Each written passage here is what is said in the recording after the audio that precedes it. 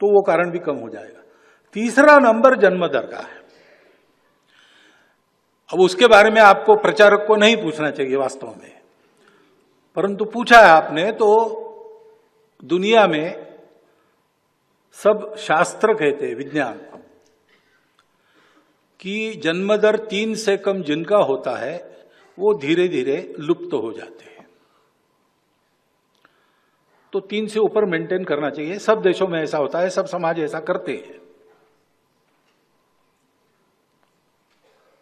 दूसरा, डॉक्टर लोग मुझे बताते हैं कि 3 संतान होने से बहुत देर नहीं करना विवाह में, और 3 संतान होना, इससे माता पिता का, संतानों का, तीनों का स्वास्थ्य अच्छा रहता है।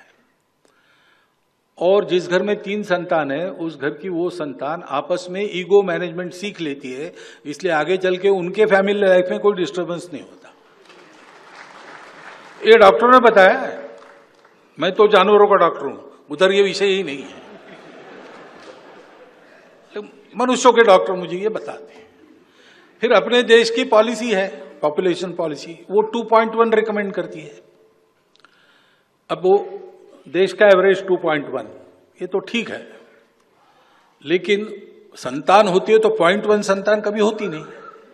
गणित में 2.1 का 2 होता है, लेकिन मनुष्य के जन्म में 2 के बाद 0.1 होता नहीं ना, 3 ही होता है, इसलिए 2.1 मीन्स 3। तो भारतवर्ष के प्रत्येक नागरिक ने यह देखना चाहिए कि अपने घर में 3 होने चाहिए। ये देश की दृष्टि से कह रहा हूं। दूसरा, एक कंसर्न भी है, जनसंख्या एक एसेट है, बोझ भी हो सकता है, कल खिलाना पड़ेगा ना सबको, तो उसी के लिए पॉपुलेशन पॉलिसी रिकमेंड करती है।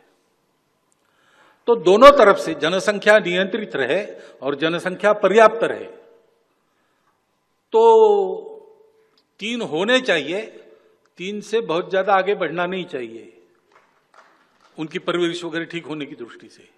ये सब लोगों ने स्वीकार करने वाली बात है। जन्म दर कम होने की बात है तो वो सबका कम हो रहा है। हिंदुओं का पहले से कम था तो ज्यादा कम हो रहा है, बाकी लोगों का उतना कम नहीं हो रहा था, तो आज उनका ज्यादा दिखता है, लेकिन उनका भी कम हो रहा है। प्रकृति ऐसा करती है, संसाधन कम है, जनसंख्या ज्यादा हुई तो प्रकृति में ऐसा कुछ होता है। तो इसका संदेश लेके सब लोगों ने 3 से कम नहीं करना और 3 से आगे करना, इसके लिए नई पीढ़ी को तैयार करना चाहिए।